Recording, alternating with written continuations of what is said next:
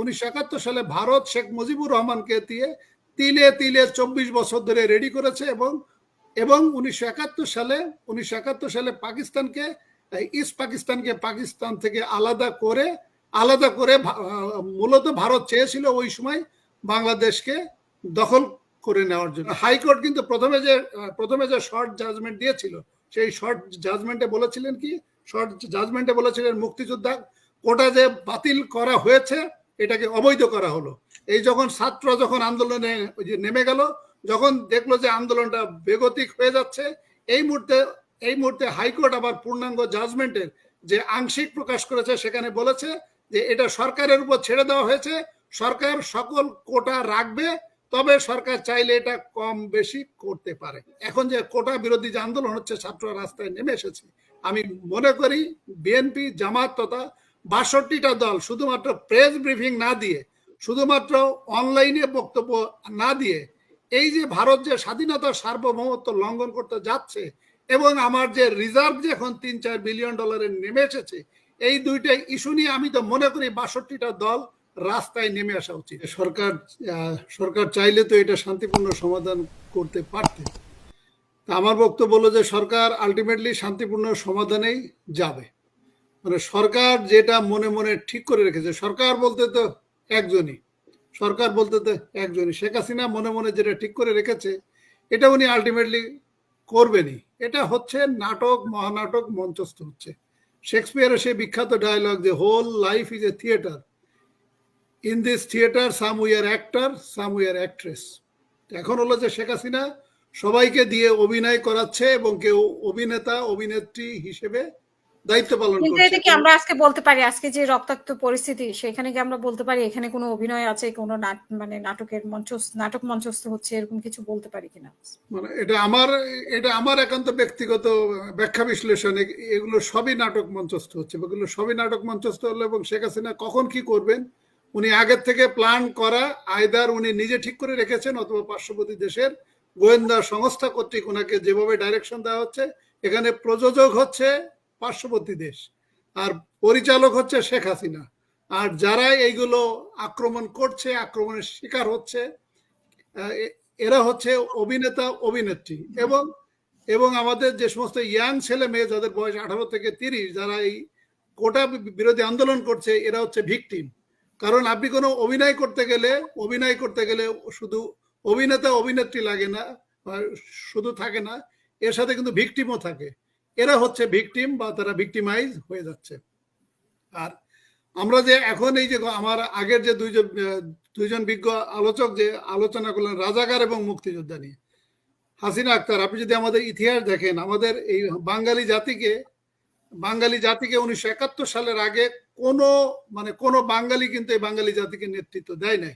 সর্বশেষ বাঙালি নেতৃত্ব দিয়েছিল শশাঙ্ক, সেটিও কিন্তু প্রায় 1000 বছর আগের খবর। এর পরবর্তীতে বিভিন্ন গোষ্ঠী বিভিন্ন শাসক এসে আমাদেরকে শাসন করেছে।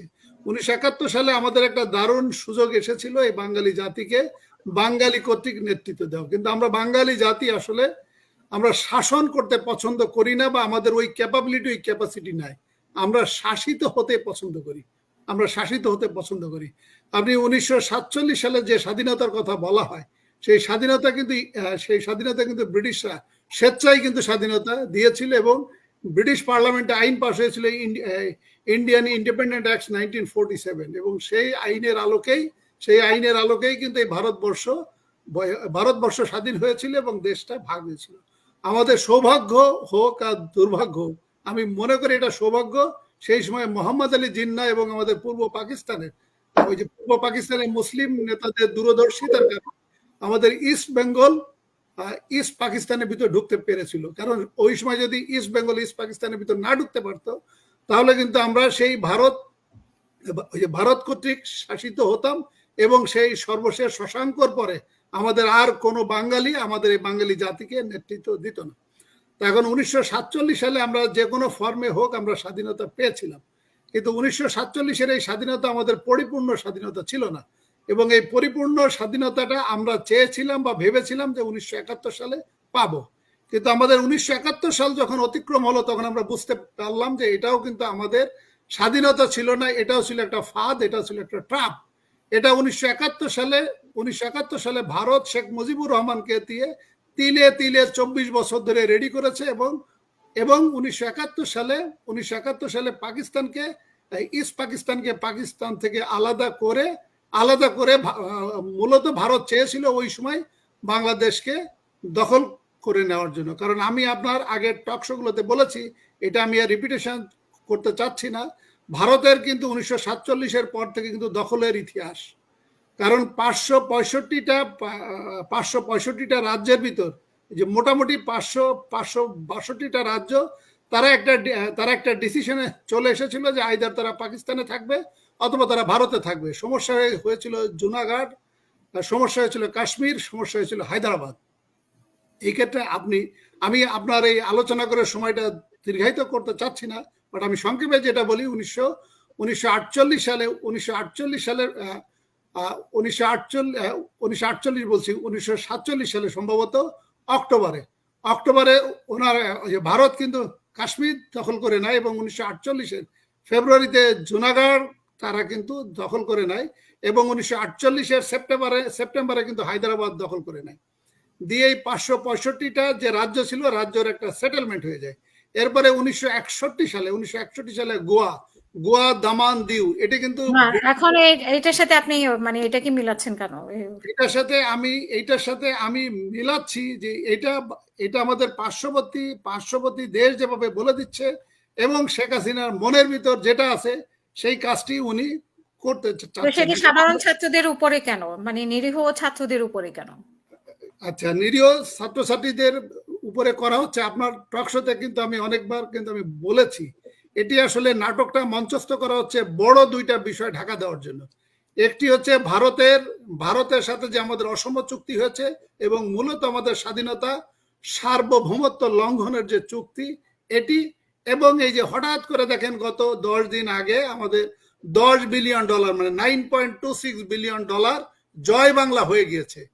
এটা যদি হঠাৎ করে যদি প্রত্যেকটা মানুষ যদি এটা জেনে যায়, তাহলে যেভাবে আমরা কোনো বাজারে বা কোনো গ্রামে যদি চোর ধরা পড়ে তখন সবাই চোরকে পিটাতে থাকে এবং বলতে থাকে তুই টাকা কোথায় রেখেছিস এটা তোকে বলতে হবে, যতক্ষণ পর্যন্ত তুই এই টাকার হদিস না বলবি ততক্ষণ পর্যন্ত তোকে পিটাতে থাকবে এবং আক্ষরিক করতে জনগণ কিন্তু তাকে পিটায়।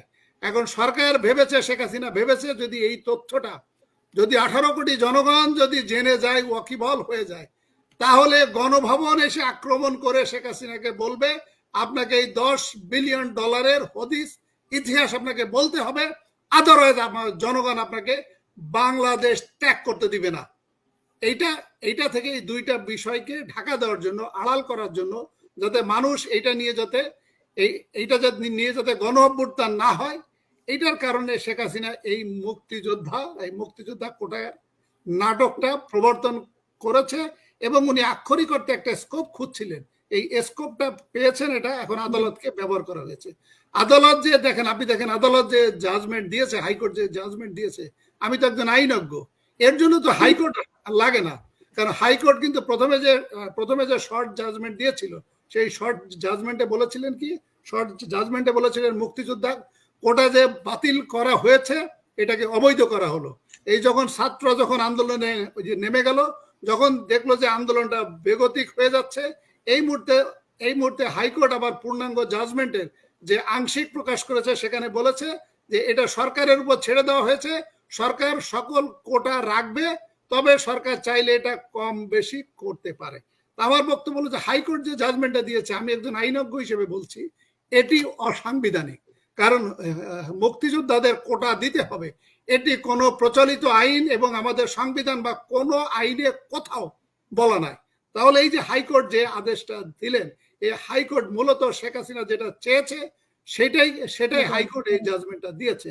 এবং আমাদের অ্যাপিলেট ডিভিশনের প্রধান বিচারপতি যে দুইটা বক্তব্য দিয়েছেন, দুইটা বক্তব্যই কিন্তু রাজনৈতিক বক্তব্য দিয়েছেন এবং মূলত শেখ হাসিনা যেটা বলতে চেয়েছেন সেই কথাটাই প্রধান বিচারপতি বলেছেন। উনি কি বলেছেন? উনি বলেছেন যে রাস্তার আন্দোলন দেখে আদালতের বিচার পরিবর্তন হয় না। এই কথা হাসিনা, এটা আপনি এটা তো আমরা 18 কোটি জনগণ সবাই জানি এটা যখন প্রধান বিচারপতি যখন ওপেন কোর্টে যখন এই মন্তব্য করে, এর অর্থ হচ্ছে রাস্তার আন্দোলন দেখে বিচার পরিবর্তন হয়, যেটা আমরা দেখেছিলাম কাদের মোল্লার ক্ষেত্রে। এবং এর পরে আবার উনি দেখলাম আরেকদিন বক্তব্য দিয়েছেন বা আরেকদিন মন্তব্য করেছেন। উনি বলেছেন যে যারা টক শোতে সংবিধান নিয়ে আলোচনা করে, মুক্তিযোদ্ধা কোটা নিয়ে বিভিন্ন বিজ্ঞ মতামত দেন, শুধু মনে হয় ওনারাই আইন জানেন এবং আমাদের হাইকোর্টের বিজ্ঞ বিচারপতিগণ ইনক্লুডিং চিফ জাস্টিস ওনারা কোনো আইন জানেন না।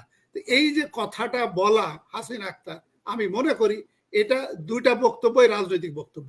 এটি প্রধান বিচারপতি হয়ে কখনোই উনি এই বক্তব্য দিতে পারেন না বা দেওয়া উচিত না বা দেওয়া সমীচীন নয়। ওনাকে ভাবতে হবে বা ওনাকে বুঝতে হবে উনি 18 কোটি জনগণের প্রধান বিচারপতি।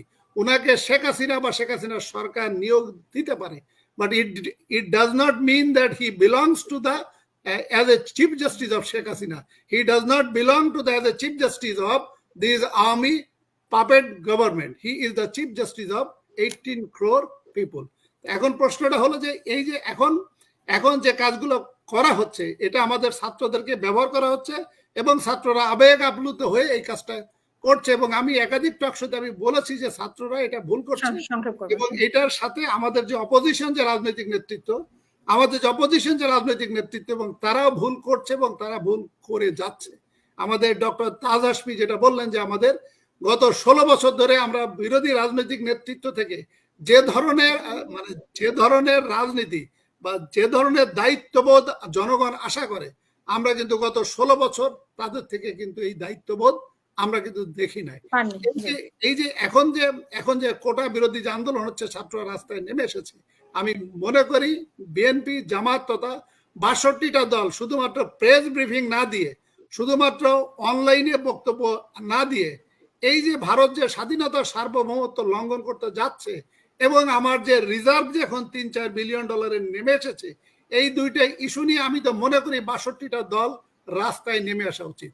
এবং আপনার মাধ্যমে যারা আন্দোলন করছে তাদের প্রতি আমি সহানুভূতি প্রকাশ করছি এবং কোটার যে বৈষম্য, এটি আমিও মানে ওনারা যেটা দাবি করছে, ছাত্র যেটা দাবি করছে, এটা আমি সমর্থন করছি। বাট আমি ছাত্রদের প্রতি উদাত্ত আহ্বান জানাচ্ছি যে আপনাদের কোটা বিরোধী আন্দোলন এটা আপনাদের নৈতিক আন্দোলন, কিন্তু আপনারা কিন্তু এটাও খেয়াল করেন গত 3টা নির্বাচনে আপনারা কিন্তু ভোট দিতে পারেন নাই। গত 3টা নির্বাচনের পরে যে সমস্ত উপজেলা নির্বাচন যেহেতু রাজনীতি নিয়ে এখন পারেন নাই, তো এইগুলো আপনারা সাথে এনে আপনাদের এখন কোটা আন্দোলনের দাবিটা আপনারা ভুলে যান। এটা আমি মনে করি ছাত্রদেরকে আমি উৎসাহ দিচ্ছি, উদাত্ত আহ্বান জানাচ্ছি। আপনাদের এখন একটাই দাবি হওয়া উচিত, শেখ হাসিনার পদত্যাগ এবং আমি বিরোধী রাজনৈতিক নেতৃত্বকেও উদাত্ত আহ্বান জানাচ্ছি, যদি ছাত্ররা আপনাদের এই আন্দোলনের সমর্থন যদি না নিতে চায়, আপনারা আপনাদের মতো আন্দোলন করেন। আপনি দেখেন হিটলার যেভাবে পরাজিত হয়েছিল, হিটলার কিন্তু সকল ফ্রন্ট থেকে একসাথে পরাজিত হয় নাই। প্রথম সে পরাজিত হয়েছিল রাশিয়ায়, যখন সে আক্রমণ করে। রাশিয়ার যে টেম্পারেচার ছিল মাইনাস, এটা তাদের সৈন্যবাহিনীর জানা ছিল না। যখন রাশিয়ার পতন শুরু হয়, তখন আস্তে আস্তে তার সকল ফ্রন্টে কিন্তু পতন হয় এবং আলটিমেটলি সে। এই কারণে আমি মনে করি শেখ হাসিনাকে শুধুমাত্র মুক্তিযোদ্ধা কোটা দিয়ে তাকে পরাস্ত করা যাবে না, তাকে পরাজিত করা যাবে না। এই কারণে সকল ফ্রন্টে আমি মনে করি আগামী 10-15 দিন, 1 মাসের একটা আন্দোলনের টার্গেট নিয়ে যদি তাতে কিছু লোকের জীবন উৎসর্গ করতে হয়, আমি মনে করি এটি করে আমাদের এই শেখ হাসিনাকে ক্ষমতাচ্যুত করে ভারতের আগ্রাসন বা আধিপত্যবাদ থেকে আমাদের 18 কোটি জনগণকে মুক্ত করা উচিত। এবং এটা বিরোধী রাজনৈতিক নেতৃত্বের এটি একান্ত দায়িত্ব এবং একমাত্র দায়িত্ব বলে আমি মনে করি।